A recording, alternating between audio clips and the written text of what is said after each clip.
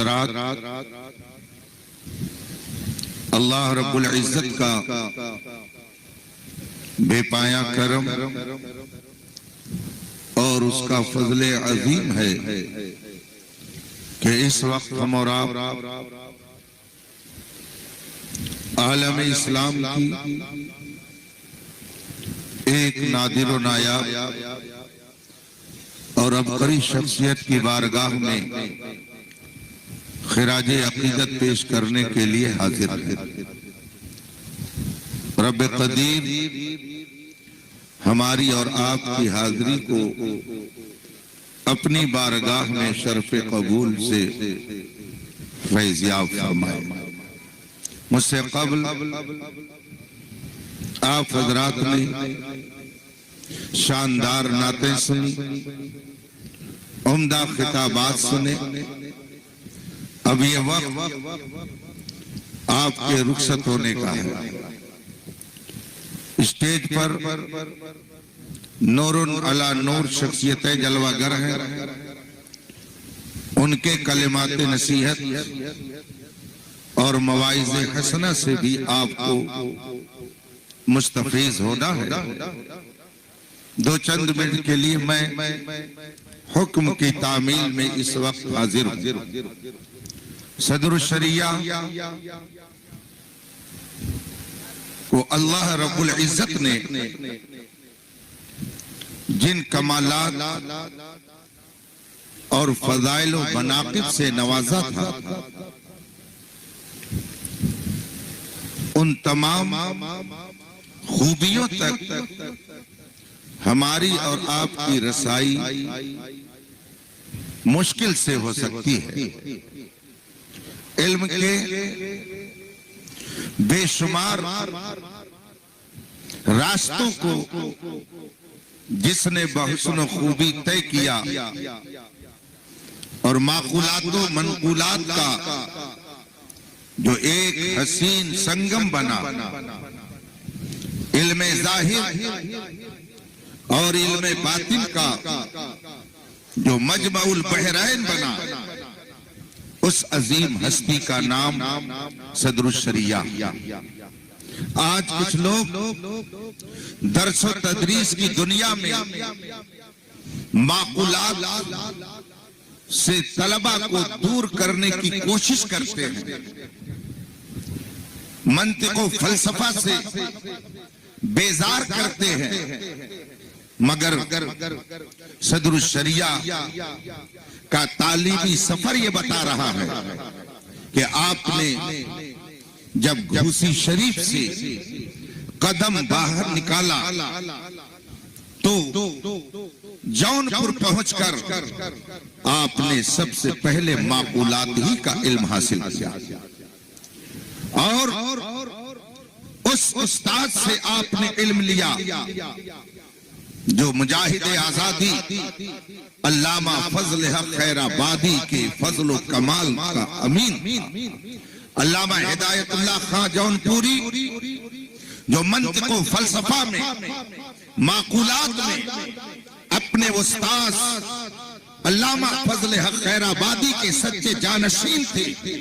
صدر الشریعہ نے ان کی بارگاہ میں پہنچ کر معقولات کا درس لیا، اور پھر جب منقولات کی طرف آپ نے توجہ فرمائی تو اپنے وقت کے امیر المومنین فی الحدیث، امام المحدثین حضرت علامہ وسیع احمد محدث سورتی کی بارگاہ میں پہنچ کر پیلی بھیت شریف میں آپ نے حدیث کا درس لیا۔ ایک طرف معقولات کا ذخیرہ جمع کیا، دوسری طرف منقولات کا علم لینے کے لیے اپنے وقت کے امام فن کی بارگاہ میں حاضر ہوئے، اور پھر معقولات و منقولات کا حسین سنگم بننے کے بعد اب بے شمار فضائل و کمالات کا تاج محل بننا تھا، تو اپنے وقت کے اس عبقری شخص کی بارگاہ میں، اس عبقری ذات کی بارگاہ میں پیش کر دیا جسے علم کے ہر گوشے پر ایسی نظر تھی کہ جو علوم رائج تھے ان میں سے کوئی علم ایسا نہیں جو اس کی دسترس میں نہ رہا ہو. جو علم کا کوہ ہمالیہ اور فضل و کمال کا آفتاب و ماہتاب اس امام احمد رضا کی بارگاہ میں پہنچ کر آپ نے بے شمار علوم و فنون کا ذخیرہ جمع کیا. اس کے بعد میں دنیا نے یہ دیکھا کہ جو کل امجد علی تھا کچھ دن کے بعد مولوی امجد علی کہلایا، اور پھر جب امام احمد رضا کی بارگاہ سے فیض یاب ہوا تو دنیا نے اسی کو صدر الشریعہ کے وہ ذات تھی حضور صدر الشریعہ کی. اور ایک وقت ایسا آیا جب امام احمد رضا نے انہیں ہندوستان کا قاضی القضات بنایا. قاضی القضات ان حالات میں اور آج کے حالات میں بھی سلطان اسلام کے قائم مقام ہوتا ہے. گویا صدر الشریعہ اپنے زمانے میں ہندوستان کے سلطان اسلام تھے. اب اگر حضرت علامہ مولانا مفتی ابو یوسف صاحب کہیں پیدرم سلطان بود، اگر علامہ مفتی فیضان المصطفیٰ کہیں پیدرم سلطان بود، تو اس میں کون سی تعجب کی بات ہے؟ اس لیے کہ دادا کو اعلیٰ حضرت نے قاضی القضات بنا کر کے سلطان اسلام کا لقب تو ویسے ہی دے دیا.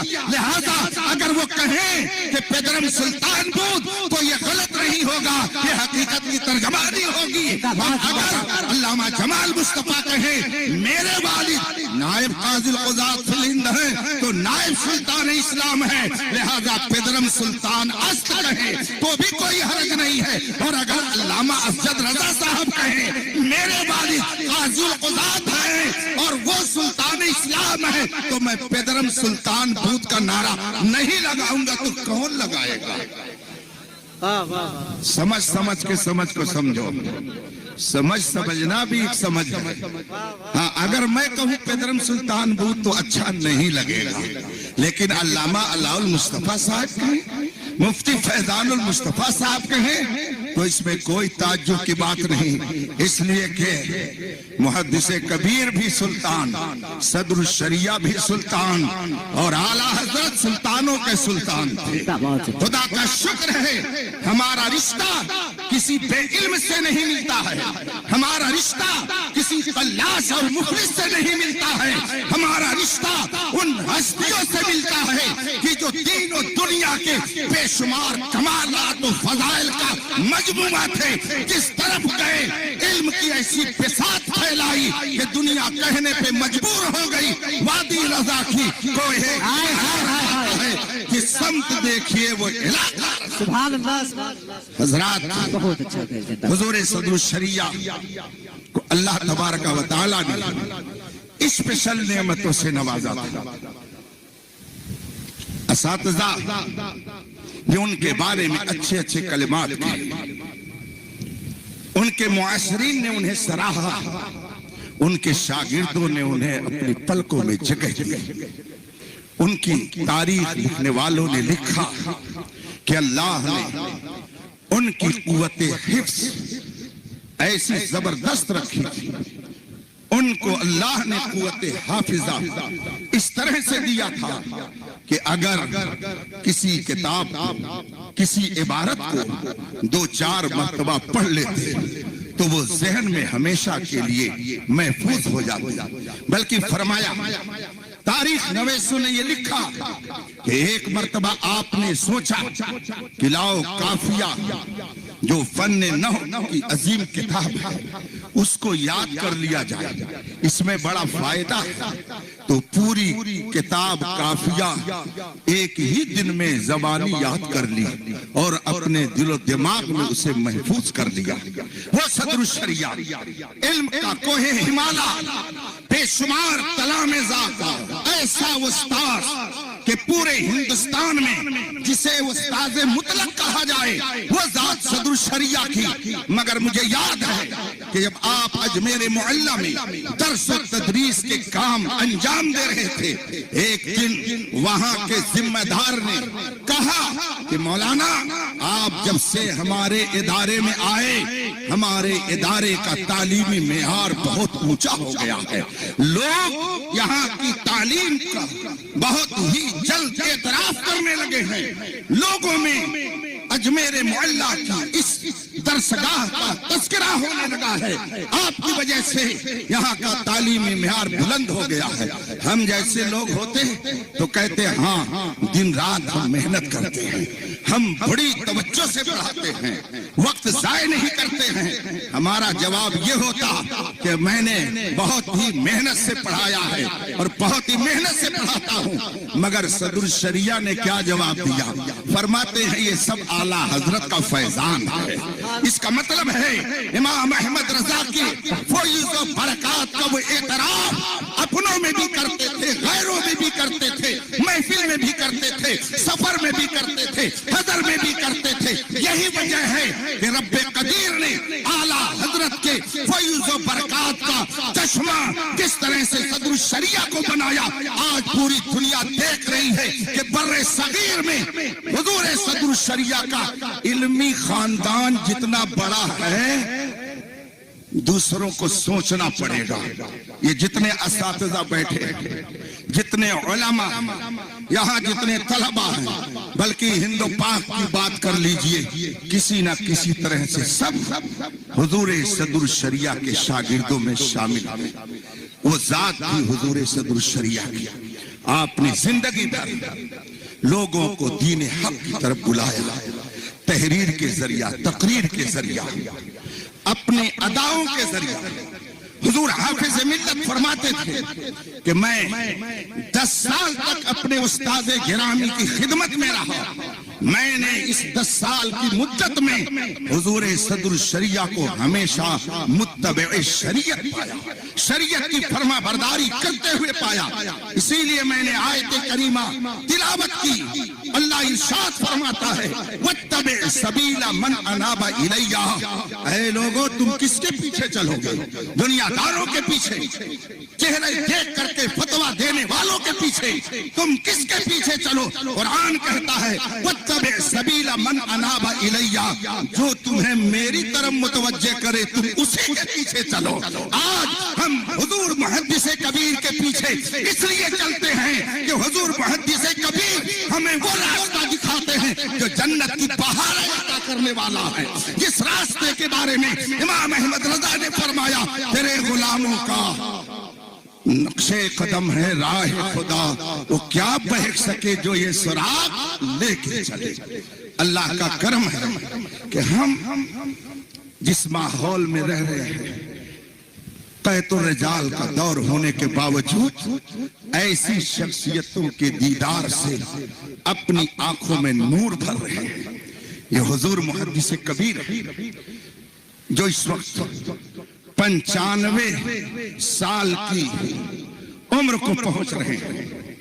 اس عمر میں آدمی کہیں پہنچ جاتا ہے، 80-85 سال کی عمر ہوتے ہوتے آدمی کی قوت حافظہ غائب، چلنے سے مجبور، بحث کرنا تو دور کی بات ہے، لیکن الحمدللہ رب قدیر نے وہ قوت بخشی ہے کہ آج بھی حضور محدث کبیر کہیں کسی نے اصرار کر کے بلایا تو وہاں محفل میں پہنچ کر علم کے جوہر بھی کھلتے۔ ابھی 4-6 روز قبل مجھے معلوم ہوا حضور محدث کبیر نے سفر فرمایا، کلکتہ تشریف لے گئے۔ کس لیے؟ صرف افتتاح بخاری شریف کے لیے۔ افتتاح بخاری شریف 95 سال کی عمر میں، بتائیے ہندوستان کا کون عالم ہے جو کرا رہا؟ کون ہے جو اس عمر کو پہنچ کر لوگوں کی دینی ضرورتوں کی تکمیل میں لگا ہوا ہو؟ اگر کوئی مشکل مسئلہ آئے تو بڑے بڑے علماء جس ذات کی طرف آج بھی رجوع کرتے ہیں وہ حضور محدث کبیر کی ذات ہے۔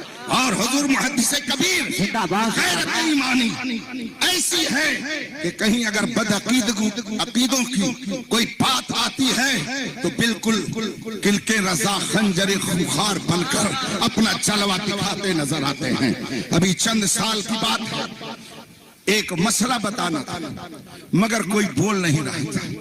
ابھی مجھ سے راستے میں حضرت مولانا مفتی بدر الدین صاحب مصباحی نے کہا کہ محدث کبیر نے جب سے بولنا بند کر دیا ہے، بتائیے کون بول رہا ہے؟ ہر طرف سناٹا ہے. تو مجھے وہ جملہ یاد آیا، جامعۃ الرضا کا اسٹیج تھا، حساس مسئلہ تھا، کوئی زبان کھولنے کی ہمت نہیں کر رہا تھا، مگر جب حضور محدث کبیر بائک پر آئے تو لگتا تھا کہ جیسے جوانی کے عالم کی تقریر ہو رہی ہو. اور فرماتے ہیں اسی تقریر میں کہ لوگ کہتے ہیں کہ اس پر کیوں علامہ بولتے ہیں، آخر اس بوڑھے شیر کو بولنے کا موقع لوگ کیوں دیتے ہو؟ یہ تمہارا کام ہے، میدان میں آؤ، خدا تمہاری مدد فرمائے گا، ورنہ یہ بوڑھا شیر کو ہر دم للکارتا ہے. زندہ باد وہ ذات ہے محدث کبیر کی، خدا سلامت عمر طویل بخشے.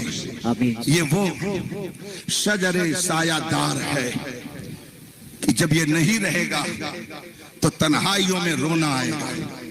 آپ یہ دیکھ رہے ہیں حضور محدث کبیر کہہ سکتے ہیں میں تو تنہا ہی چلا تھا جانب منزل، مگر لوگ یوں آتے گئے اور کارواں بنتا گیا. اس کے پیچھے چلو جو تمہیں خدا کے راستے کو دکھائے، اس کے پیچھے چلو جو خدا تک پہنچائے. اس کو سمجھنے کے لیے قرآن پڑھیے، حدیث پڑھیے. آج ایک عام آواز سنی کہلانے والوں کی طرف سے بھی آتی ہے، ارے سب برابر ہیں، سب برابر. میں نے قرآن کریم کی کئی آیتوں میں پڑھا کہ بہت سی ایسی چیزیں ہیں جو برابر نہیں. چنانچہ فرمایا گیا قل هل يستوي الذين يعلمون والذين لا يعلمون. اے محبوب آپ بتاؤ، آپ کہہ دو کہ جو علم والے ہیں اور جو علم والے نہیں، کیا دونوں برابر ہو جائیں؟ قرآن میں ایک جگہ فرمایا گیا ما يستوي الاعمى والبصير، بینا اور نابینا دونوں برابر نہیں. ولا الظلمات ولا النور، روشنی اور تاریکی برابر نہیں. قرآن میں فرمایا ولا الظل ولا الحرور، دھوپ اور چھاؤں برابر نہیں. قرآن نے فرمایا مومن اور کافر برابر نہیں. قرآن نے فرمایا ہدایت اور گمراہی برابر نہیں. اور کچھ لوگ کہتے ہیں سب برابر ہے. یہ جو تم کو بلاتا ہے یہ ٹھگ ہے، یہ ٹھگ ہے. اور میرے محدث کبیر اور ان کے یہ خدام اور ان کے معاملین کیا کہتے ہیں؟ سب برابر نہیں ہیں. مومن اور کافر برابر نہیں ہو سکتے ہیں. گستاخ رسول اور وفادار مصطفیٰ دونوں برابر نہیں ہو سکتے ہیں. بینا اور نابینا یہ دونوں برابر نہیں ہو سکتے ہیں. لہذا آپ کو سمجھنا پڑے گا قرآن کی طرف کون بلا رہا ہے، حدیث کی طرف کون بلا رہا ہے، اور دنیا داری کا پیغام کون دے رہا ہے. ہم یہ کہہ کر کے اپنی بات ختم کرتے ہیں. یہ مشائخ، یہ علماء جو مسلک اعلیٰ حضرت کی آپ کو باتیں بتاتے ہیں، یہی وہ باتیں ہیں جو خدا تک پہنچانے والی ہیں. آپ ان کے نقش قدم پر چلے، انشاءاللہ دنیا اور آخرت کی عزتیں، دنیا اور آخرت کی بہاریں آپ کا استقبال کرتی نظر آئیں گی. اللہ تبارک و تعالی اپنے حبیب پاک کے صدقے میں ہم سب کو صدر الشریعہ کے فیض و برکات سے مالا مال فرمائے اور ایمان عقیدے کی حفاظت فرمائے. وآخر دعوانا ان الحمدللہ رب العالمین. السلام علیکم.